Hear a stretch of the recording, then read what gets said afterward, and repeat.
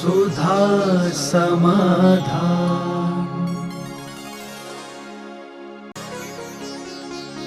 नमोस्तु गुरुदेव। वर्तमान में बेटियों को शिक्षा के लिए बाहर भेजने पर धर्म और विवाह करने में परेशानी आती है। ऐसे में हमें क्या करना चाहिए? बहुत बार समाधान भी दिए हैं। इसमें बेटे बेटियों की गलती नहीं है, 90% गलतियां माँ बाप की हैं। पहली बार ऋषभ देव ने कन्या एजुकेशन के लिए समर्थन किया था, लेकिन उनके घर में मास्टर पढ़ाने नहीं आता था, उन्होंने खुद स्वयं पढ़ाया था, जो स्वयं मास्टर था। और ये संदेश दिया था कि बेटी एक ऐसी चीज़ है जिसको किसी के द्वारा भी पढ़ने को नहीं पहुँचा दी। यहाँ तक कि अपनी बेटियों के साथ भाइयों को भी नहीं पढ़ने दिया। भाइयों की क्लास अलग होती थी, बहनों की क्लास अलग होती थी। तो हम पहले कह चुके, कोई एजुकेशन जब दुनिया में रहेगी तो आदिनाथ का अपमान है। आदिनाथ जो भविष्य जानते थे, इसलिए उन्होंने अलग से पढ़ाई की। कन्या की पढ़ाई का विरोध नहीं है, लेकिन कोई एजुकेशन जब तक दुनिया में है, और अंग्रेज़ों की दुर्नीति ने कोई एजुकेशन की है। हमारे अंग्रेज़ों के पहले कोई भी कॉलेज, कोई भी मुगलों के समय, कोई भी इतिहास में ऐसा नहीं था जहाँ दोनों प्रकार के लोग पढ़ते हो। तक्षशिला में बौद्धों का एक बहुत बड़ा महाविद्यालय था, वहाँ भिक्षुणियाँ नहीं थी। भिक्षुणियों का अलग विद्यालय था, भिक्षुओं का अलग विद्यालय था। तो अंग्रेज़ों के पहले यानी 14वीं-15वीं शताब्दी के पूर्व में मुगलों ने भी राज किया, लेकिन एजुकेशन को उन्होंने डिस्टर्ब नहीं किया। अंग्रेज़ लोग जब से आए तब से यह परंपरा खत्म हो गई। पढ़ाई तो पहले भी थी, रानियाँ भी पढ़ती थी, राजकुमारियाँ पढ़ती थी, लेकिन कोई भी भारत का अभी तक का कोई भी एजुकेशन सेंटर नहीं बता सकता अंग्रेज़ों के पहले जिसमें कोई एजुकेशन थी। अंग्रेज़ों ने आकर के कोई एजुकेशन का प्रचार किया और इसके कारण आप लोग प्रभावित हुए। बच्चे लोग संभाल रहे हैं, बच्चियां पढ़ती हैं, खुद माँ बाप उनको पढ़ाते हैं।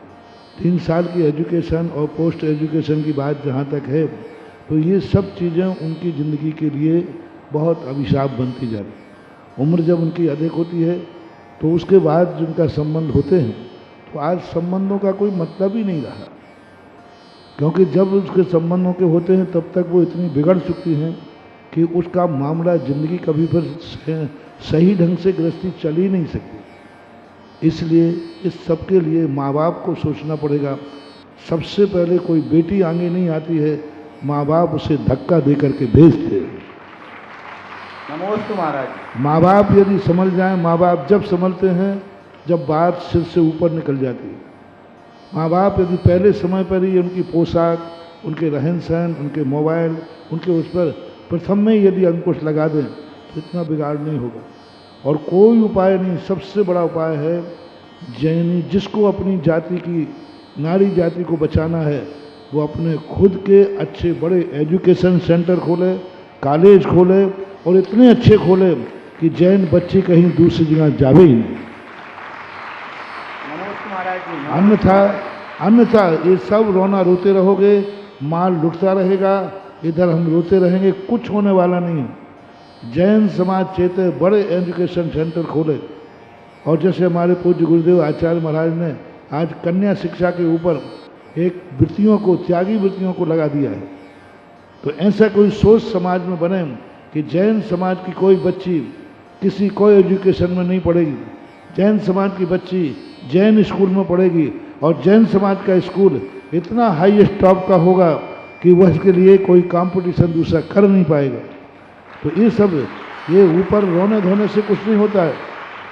कोई तुम्हारे घर में चोरी करके ले गया कि बोले साहब चोर ले गया, पकड़ो पकड़ो, कुछ नहीं, पहले ये देखो कि ताला लगा था कि नहीं लगा था। अब ताला खुला पड़ा था, फिर कह रहे चोर ले गया। इसको एक विधिवत, जैसे अंग्रेजों ने विधिवत होकर के तुम्हारी संस्कृति बिगाड़ी, और उन्होंने अल्टरनेट दिया, उन्होंने सामने प्रत्यक्ष दिया। ऐसा ही अपन लोग जब तक पूरी नीति से जड़ से नहीं चलेंगे, हम कुछ नहीं कर पाएंगे। पूरी समाज की मीटिंग हो, बेटा बेटियों की मीटिंग नहीं चाहते, इनको नहीं समझा सकते, इनको पता ही नहीं है कि वो कहते हमें मालूम ही नहीं हम कब फिसल गए। हमें मालूम है, हमें तो सामने आकर्षण दिख रहा है, हमें तो सामने जॉब दिख रहा है, तो ये सारी चीज़ें उनकी जो हो रही हैं, इनके सब माता पिताओं को बैठ करके पूरा करना पड़ेगा, तभी इस सब चीज़ों पर विचार किया जा सकता। नमो नमोस्तु गुरुदेव। कुणिक ने राजा श्रेणिक को जेल में क्यों डाल दिया था और अभय कुमार को देश से क्यों निकाल दिया था? इसके संबंध में दो बात।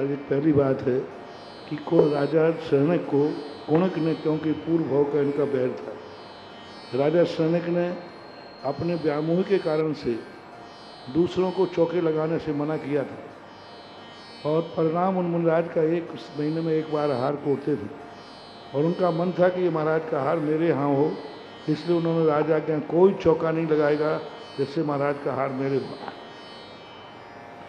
उन सैनिक के जीव का अंतराय कर्म बहुत तेज था, तो जब भी महाराज आते कोई ना कोई अंतराय हो जाता तो महाराज एक महीने का उपवास कर लेते। तीसरी बार आए तब भी राजा ने कहा कोई चौका नहीं लगाएगा, मेरे चौके में ही हार होना चाहिए। उसी समय फिर आए तो फिर अंतराय हो गया, महल में आग लगी, एक बार हाथी बिचक गया। तो फिर लौटते समय एक श्रावक ने कहा कि देखो कि कैसे महाराज, कैसा राजा है, स्वयं के कर्म का उदय नहीं है और महाराज को हार नहीं लेने दे रहा है। उसी समय बैल ने उन महाराज को आकर के, विशाखानंदी उनका ऐसा नाम था, तो वो आकर के सींग मार दिया, महाराज गिर गए। उसी समय एक श्रावक ने कहा प्रजा ने कि देखो दुष्ट राजा ना स्वयं हार दे रहा है, इसकी किस्मत में हार देना लिखा नहीं, दूसरों को भी नहीं देने दे रहा है। तो वो महाराज उस समय गिरते समय अभी तक तो वे शांत थे कि मेरे कर्मों का उदय है इसलिए हार नहीं मिला। उनके मन में विकल्प आ गया, अच्छा ये राजा की दुष्टता से मेरा हार नहीं हुआ। उसी समय उनके प्राण निकल गए और फिर वो जीव राजा श्रेणिक के यहाँ भवांतरों में भटकता हुआ वो जीव श्रेणिक के पर्याय में आकर के उनके बेटा बना। तब उसने पिताजी को जेल में डाला, ये उसके पीछे की कहानी है। दूसरी बात, जब वो मारने के लिए, जब उसकी माँ ने समझाया कि तेरे पिताजी कितना प्यार करते हैं, तो उन्होंने कहा अच्छा ऐसा है, तो पिताजी को खोलने के लिए हथौड़ा लेके गया।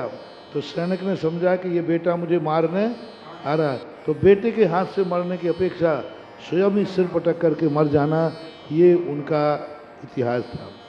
अभय कुमार को देश निकाला देने का मूल कारण था कि उन्होंने राज आज्ञा का उल्लंघन किया था और राज आज्ञा के उल्लंघन के 2 ही मृत्युदंड या देश निकाला होता है, ये कारण।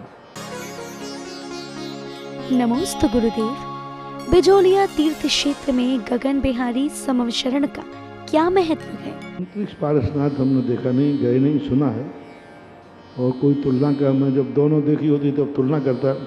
बस इतना ही है कि बिजोलिया में जो गगन बिहारी हैं, न वैसी दुनिया में कोई दूसरी चीज़ है, अभी तक तो नहीं। मात्र एक मूर्ति जरूर है अजमेर में सोनी जी की नसिया में, जो अयोध्या के अंदर रखी है और उनका एक समोषण बना हुआ है, उसमें एक 9 इंची पीतल की मूर्ति जरूर है, वो जरूर गगन बिहारी करते हुए। बस उसी मूर्ति से शिक्षा लेकर के बिजोलिया में ये गगन बिहारी की स्थापना की। गगन बिहारी अभी एक ही थे, एक ही हैं, अभी तक उसकी कोई तुलना नहीं है। नमोस्तु गुरुदेव। केवली भगवान और सिद्ध भगवान में क्या अंतर है? जो सशरीरी होते हैं वो शरीर से रहित होते हैं, वे अनंत सुखी हैं, वे अव्यवहार सुखी हैं, वे इसी मध्यलोक में रहते हैं और वे 7 राज्य ऊपर सिद्धालय में रहते हैं। ऐसे ज्ञान बराबर होता है, केवल दर्शन केवल ज्ञान दोनों में बराबर है, लेकिन और गुण जो हैं वो अनंतों में नहीं है, सिद्धों में पाए जाते हैं। नमोस्तु गुरुदेव। नरक और तिर्यंच गति में जाने के बाद क्या हमें अपने पाप याद रहते हैं? जाने के बाद अपने पाप याद आ सकते हैं। शास्त्रों में उल्लेख मिला है, श्री पद्म पुराण जी के अंदर त्रिलोक मंडल हाथी भरत को देख करके उसको अपने पूर्वों का जाति स्मरण हो गया, आता है, आ सकता है। नमोस्तु गुरुदेव। प्रतिमाओं की प्रशस्ति पर स्त्रियों के नाम क्यों नहीं लिखे जाते हैं? कारण उसके दूसरे कारण कि स्त्रियों के नाम लिखने से कल के दिन कानूनन दृष्टि से वो अपना अधिकार जता सकती हैं कि जब मैंने ही विराजमान किया है तो मैं अभिषेक क्यों नहीं कर सकती, मैं इस मूर्ति को क्यों नहीं छू सकती। क्योंकि कानून तो वहाँ लिखा पढ़ी देखता है कि जब इसने खुद मूर्ति विराजमान की है तो कुंद कुंद मूल परंपरा की अवमानना हो सकती है, कानून की दृष्टि से उसको अधिकृत कर सकती है।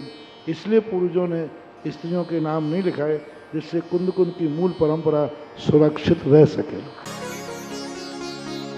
नमोस्तु गुरुदेव। एक दूसरे के साथ मिलकर हमें शिवरार्थी होने का गर्व कैसे महसूस करना चाहिए और हमें जिन धर्म की प्रभावना कैसे करनी चाहिए?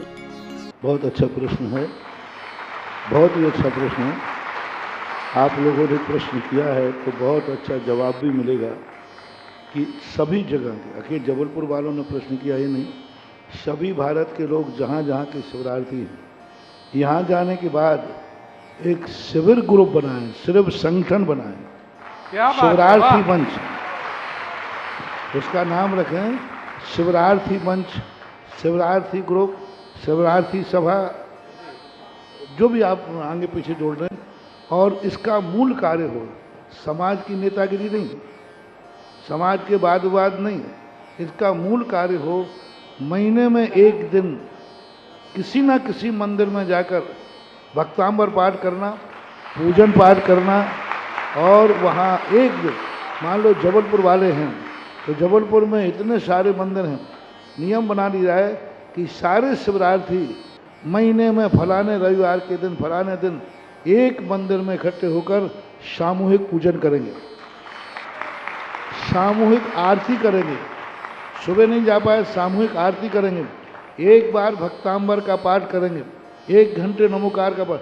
कोई भी धार्मिक क्रिया यदि हर महीने चलती रहे, और जो शिवरार्थी इस बार आए हैं जबलपुर से 20 साल से शिवरार्थी आ रहे हैं, तो कितने शिवरार्थी हो गए, पुराने शिवरार्थियों को मिला लो, यानी शिवरार्थियों का एक संगठन बनाओ। और आजकल संगठन की बहुत ज़रूरत है। आज मैंने हर क्षेत्र में कह रहे हैं, हर क्षेत्र में संगठन चाहिए। पूज्यवर वीरसेन स्वामी महाराज ने लिखा, कलऊ एकता बलम, कलिकाल में संगठन ही शक्ति है। तो सारे शिवरार्थी हैं, जो पुराने शिवरार्थी हैं वे भी सुने कान खोल करके याद रखना।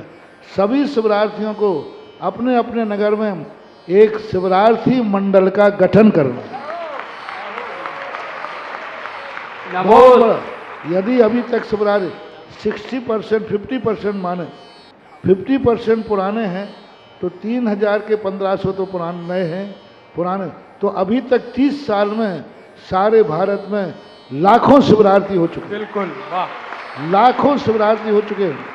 तो सारे भारतवर्ष का एक नेटवर्क ऐसा बनाए। आजकल तो आपका मोबाइल वगैरह नेटवर्क, एक शिवरार्थी ग्रुप बनाए जिसमें एक शिविर में एक सूचना देते ही सारे भारत के शिवरार्थी इंकलाब जिंदाबाद का नारा लगाए।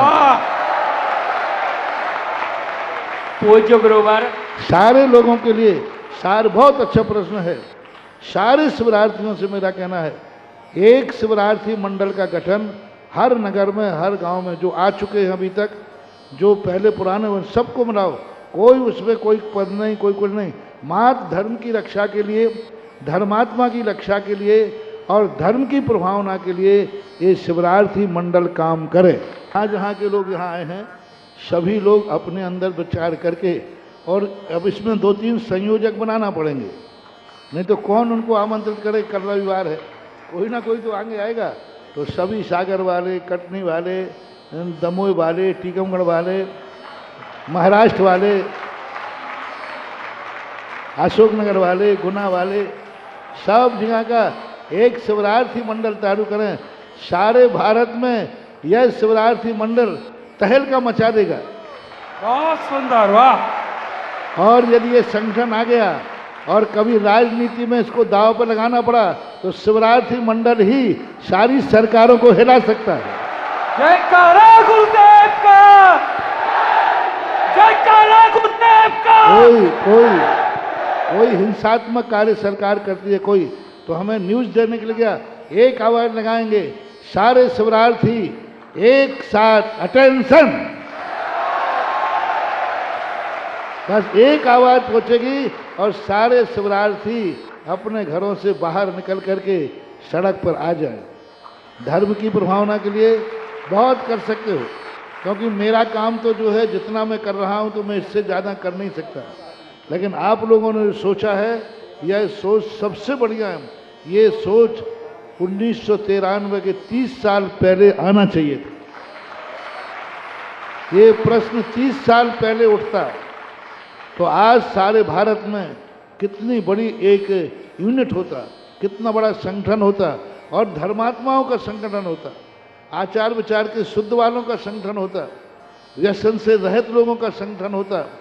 कोई बात नहीं, जब जागो तभी सवेरा है, जाग जाओ अब। और सब, यदि आपके गांव में 10 शिवरार्थी हैं तो 10 शिवरार्थियों का मंडल बनाओ, 5 शिवरार्थी हैं 5 शिवरार्थियों का मंडल बनाओ, और महीने में एक दिन शिवरार्थी, ओनली शिवरार्थी मिलकर के आयोजन करें। मान लो आपके गांव में 5 शिवरार्थी तो महीने में एक दिन एक साथ पूजा करो, महीने में एक दिन शाम को आरती करो, महीने में एक दिन भक्तांबर 2 घंटे का पाठ करो। 5 हो तो 5 सही, अरे 5 तो छोड़ो, 2 हो तो 2 और 1 है तो 1। समाज के सामने आपको कोई ना कोई हर महीने में अपनी एक्टिविटी का प्रदर्शन करना है कि हम शिवरार्थी हैं, मास शिविर में ही नहीं सीख के आए हैं, शिविर के बाद भी हमारी जिंदगी में संस्कार हैं। और आज संगठन की बहुत ज़रूरत है, और धार्मिक संगठनों की तो बहुत बहुत ज़रूरत है, क्योंकि धर्म पर, धर्मात्माओं पर कब किस समय कौन सा संकट आ जाए, और जब भी धर्मात्मा पर संकट आए, हमारे शिवरार्थी उस संकट को अपने ऊपर झेलकर धर्म और धर्मात्माओं को निष्कंटक कर दें। बहुत अच्छा, आशीर्वाद गुरुदेव का। नमोस्तु गुरुदेव। हार्ट अटैक, कैंसर आदि रोग होने पर क्या हमें हर्बल दवाइयों का प्रयोग करना चाहिए? को हर चीज में अपन को 2 ही चीजें देखना है, क्रिया में अहिंसा और दृष्टि में वीतरागता।